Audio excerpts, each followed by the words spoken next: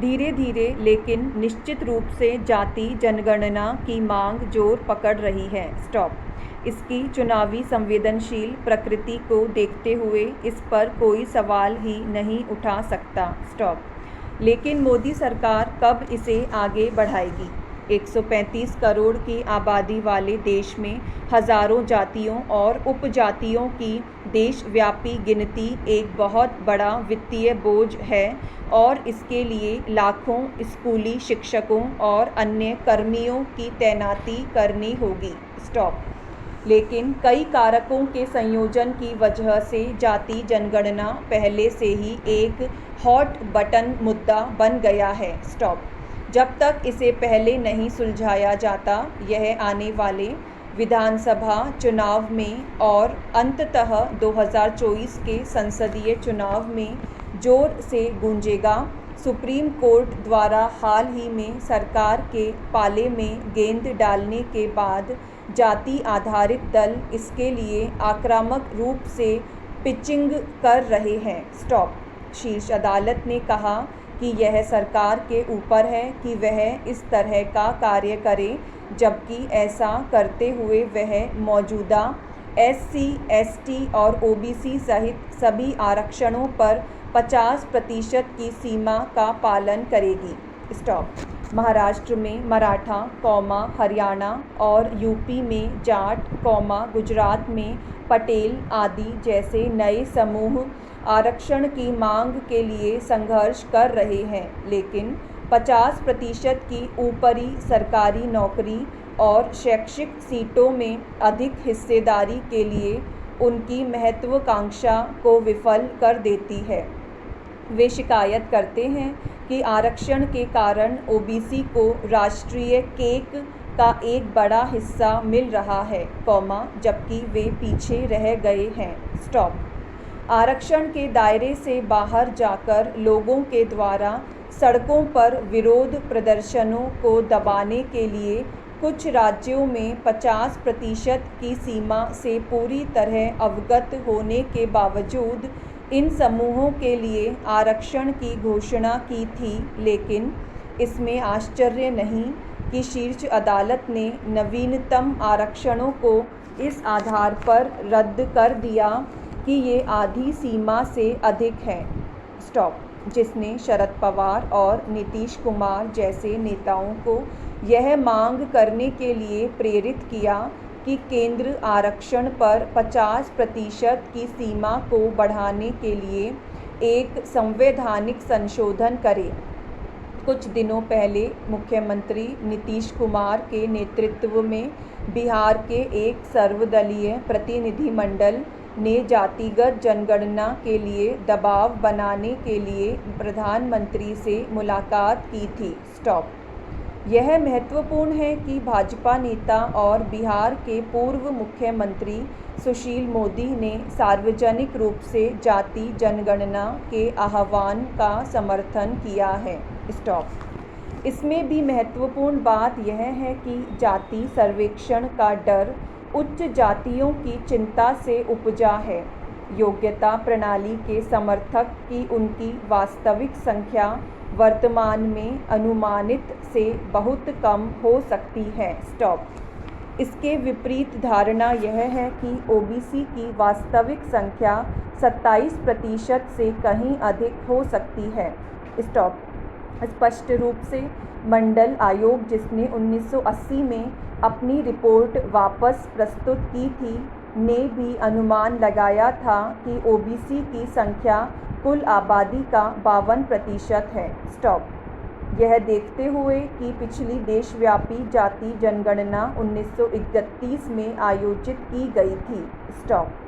लगभग 100 साल बाद जाति जनगणना शुरू करना नौकरी और शैक्षिक बाजार में किसी के मूल्य के निर्धारक के रूप में जाति से छुटकारा पाने के लक्ष्य को धक्का लग सकता है। स्टॉप। RSS, जो वर्तमान सत्तारूढ़ भाजपा की मूल संस्था है, हमेशा से एक जाति विहीन हिंदू समाज, जाति विहीन समाज का समर्थक रहा है। स्टॉप।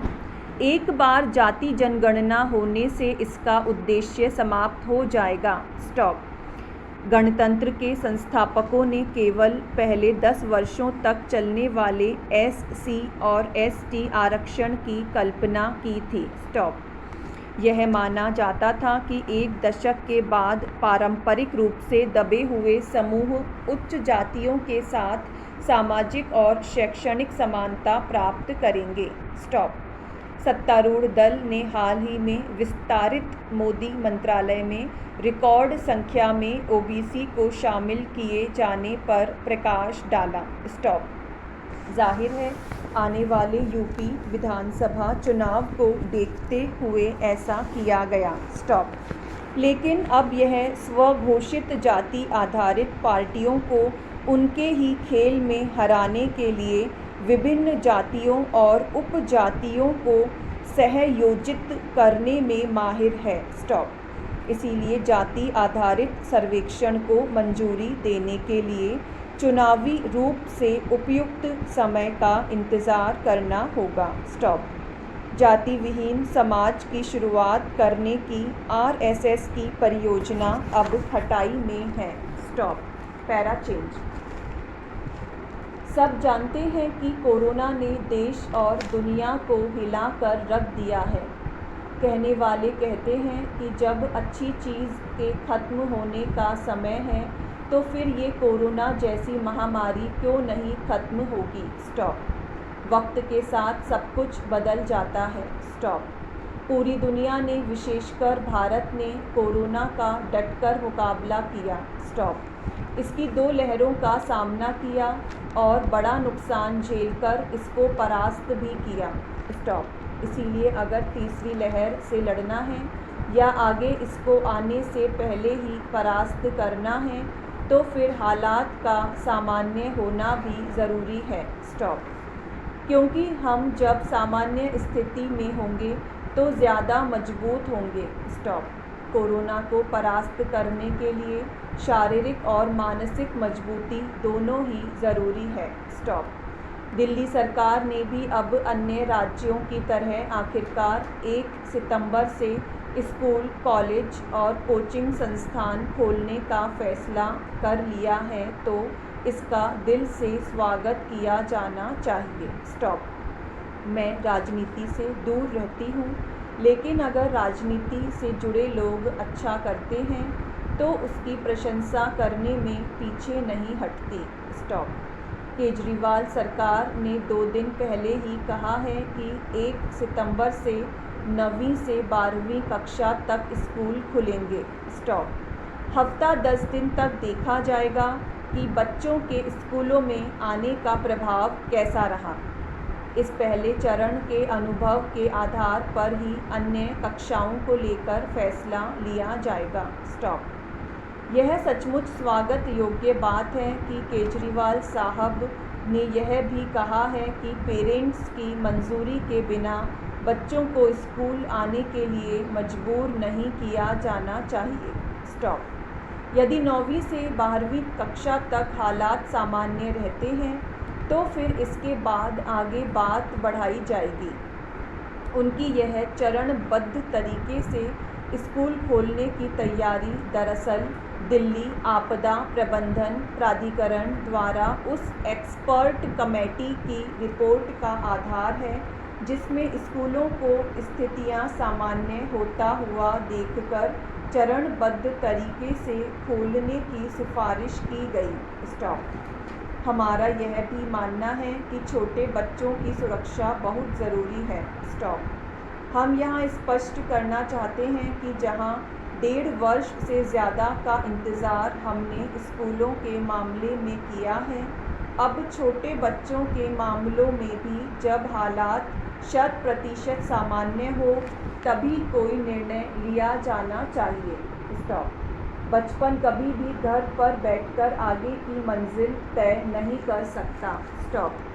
हमने अपने बचपन को देखा है।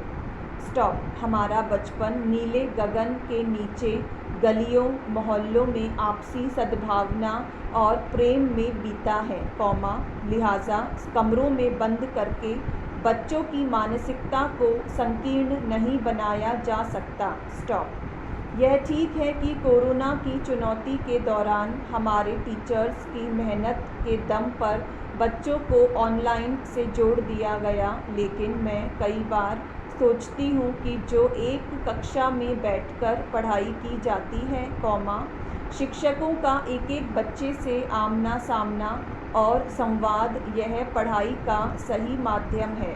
स्टॉप। यकीनन यह सब कुछ लौटकर आना चाहिए। स्टॉप।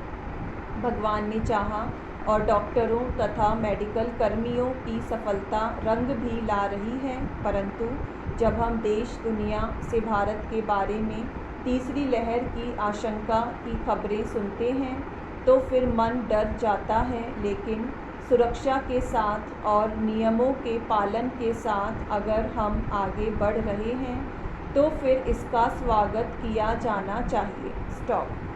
केंद्र सरकार भी इस मामले में हालात पर नज़र रख रही है। स्टॉप। आने वाले दिन इस मामले में महत्वपूर्ण हैं कि केंद्र सरकार की ओर से पहले ही 12 साल से ऊपर की उम्र वाले बच्चों को वैक्सीनेशन की बात तय हो चुकी है और यह भी कहा जा रहा है कि अक्टूबर तक इस पर काम शुरू हो जाएगा।